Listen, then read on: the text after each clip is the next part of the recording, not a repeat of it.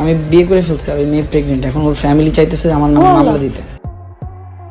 সকলের চোখের আড়ালে বিয়ে করে বর্তমান সময়ে আলোচনার শীর্ষে রয়েছেন তৌহিদ আফ্রিদি, আর তাও কিনা নিজের থেকে অধিক বয়সের মেয়েকে।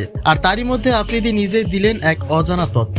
আফ্রিদি বলেন মেয়েটি এখন প্রেগনেন্ট, আর তাই তাকে বিয়ে না করলে মামলার ঘানি টানতে হবে।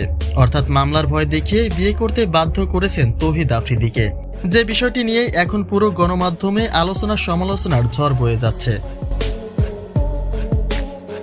আওয়ামী লীগ সরকার পতন হবার পর থেকেই আত্মগোপনে রয়েছেন তৌহিদ আফ্রিদি, কেননা অন্যান্য কর্মীদের মতো করে তাকেও হত্যা মামলায় যুক্ত করা হয়েছে, যে কারণে নিজেকে সেভ করতে গণহত্যার সেই আগস্ট থেকেই আত্মগোপনে রয়েছেন তিনি।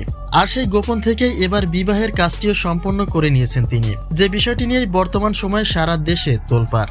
যদিও আফ্রিদির পক্ষ থেকে এখনো অফিসিয়ালি বিয়ের ঘোষণা দেওয়া হয়নি, কিন্তু সত্যতা কখনোই লুকিয়ে থাকার নয়। গত মঙ্গলবার রাতে টিকটকার রাইসার সাথে আফ্রিদির বিয়ের সবটাই প্রকাশ্যে দেখা গেছে।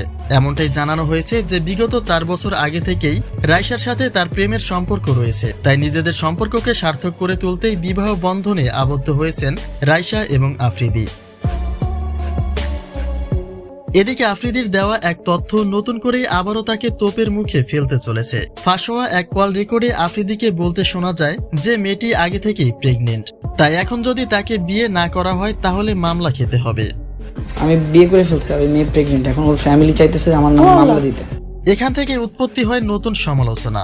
অর্থাৎ একে তো নিজের বয়সের চেয়ে রাইসার বয়স বেশি, এবং দ্বিতীয়তে মেয়েটি প্রেগনেন্ট। তবে কি মামলার ভয়ে আত্মগোপনে থেকে বিয়ের কাজটি সম্পন্ন করেছেন আফ্রিদি?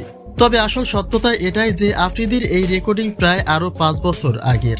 অর্থাৎ আফ্রিদি যেহেতু গোপনে বিয়ে করেছে, তাই আফ্রিদি এবং রাইসাকে মিথ্যে অপবাদ দিয়ে হেনস্থা করতেই এমন গুজব ছড়ানো হচ্ছে।